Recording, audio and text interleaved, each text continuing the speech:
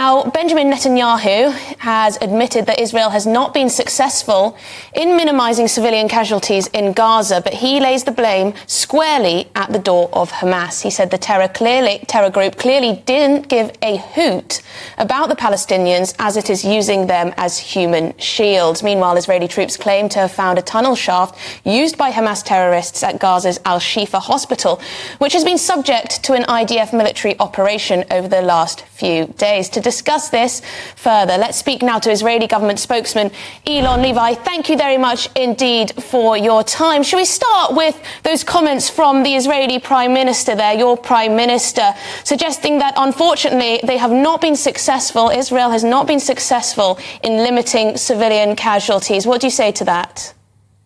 So I should clarify. First of all, the Israeli army has been phenomenally successful in minimizing civilian casualties given the nature of the war that we are facing. On October 7th, Hamas declared war with that horrific massacre of over 1,200 people and decided to fight that war from inside densely populated areas. We have uncovered tunnel shafts underneath children's bedrooms. We have found rocket launchers underneath little girls' mattresses. We've found rocket launchers with cables that lead into mosques, and just yesterday, we eliminated Hamas terrorists hiding inside schools. That is the nature of the dangerous urban battlefield where Hamas has dragged us into this battle to target the terrorists who perpetrated October 7th. Now, we're really setting a gold standard for counterterrorism in urban areas in the efforts that we have taken to get civilians out of harm's way. It's been over a month that Israel has been urging civilians in northern Gaza to leave. We've secured humanitarian corridors and our soldiers have been attacked by Hamas as we provide safe passage for Palestinians to leave. We've put in place tactical pauses in order to encourage Palestinians to get out of harm's way because we don't want to hurt them. We want to hurt the terrorists who are hiding behind them. Now, obviously, have we been successful in bringing civilian deaths to zero? Absolutely not. That is the nature of Hamas fighting from inside densely populated areas, urging women and children to stay because it tells them we want you to martyr yourselves. We want to sacrifice our people on the altar of jihad. These are Hamas's words, not ours.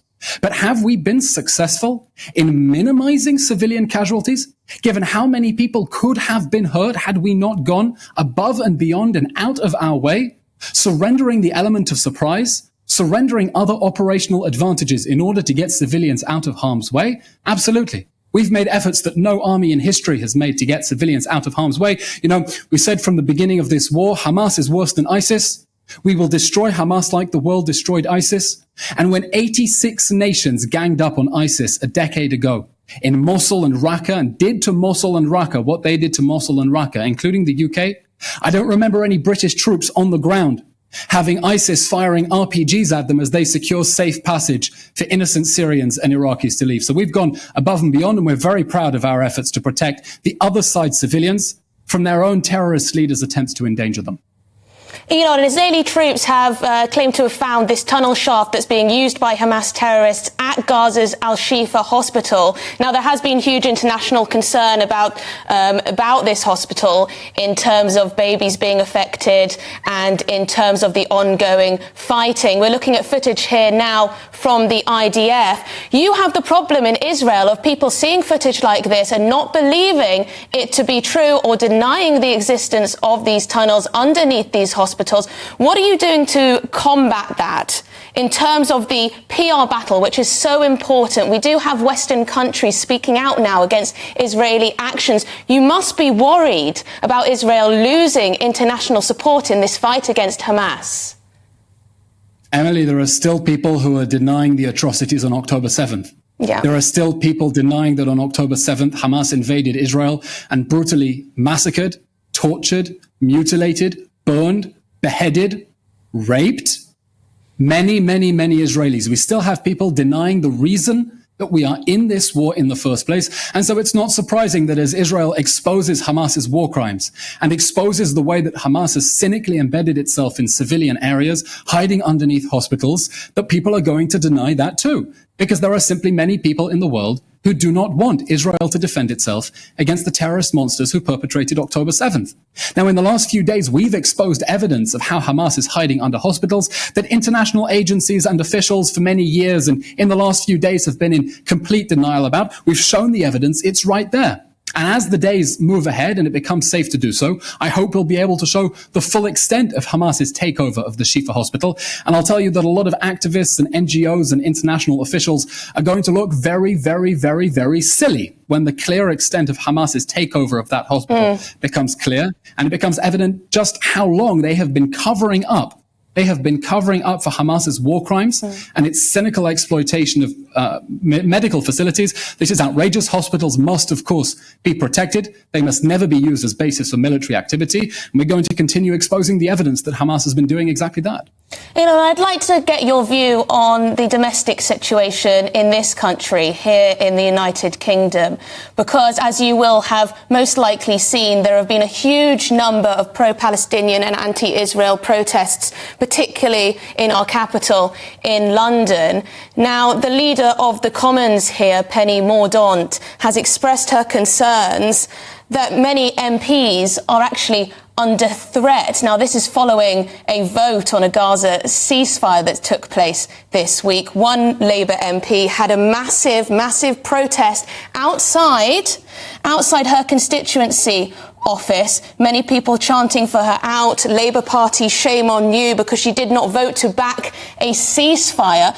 What do you make of what you're seeing in places like the United Kingdom, in London? What are your thoughts on these protests that continue and continue and continue?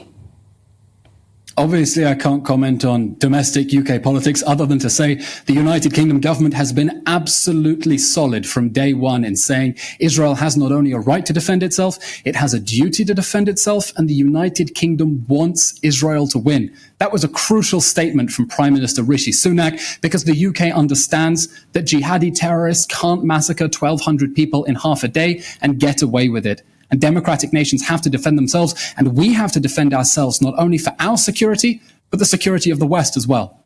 And as for those protests, I have to say we are absolutely disgusted by the outpouring of celebration and jubilation that we have seen on streets of Western capitals around the world, taking the side of Hamas, taking the side of the terror organization that on October 7th, we're coming up to the International Day for the Elimination of Violence Against Women, committed brutal acts of rape against Israeli women and girls. We have eyewitness accounts of morgue workers who say that they found girls who were raped so brutally that their bones were broken. We have eyewitness testimony of women who were shot in the head while they were being raped. And anyone who is going on the streets of London or Paris or Berlin or any capital city and is calling for a ceasefire, is calling for us to abandon our 30 stolen children in the hands of pedophile rapists in tunnels in the Gaza Strip, and to stop defending ourselves and to leave in place the terror regime that is promising to do that again. And we are absolutely disgusted that anyone is making excuses for Hamas, and anyone who is not standing foursquare behind our obligation to defend our people from the terrorist group that is threatening to invade again and murder, butcher, rape, behead, torture, and mutilate our people again. So we've been clear from day one. This is a moment of moral clarity. It's a moral test for the world.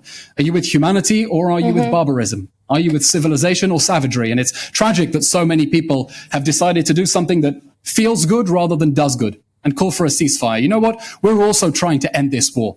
But we're trying to end this war in a way that makes sure Hamas can never hurt our people again, and we don't get dragged into this same cycle of violence.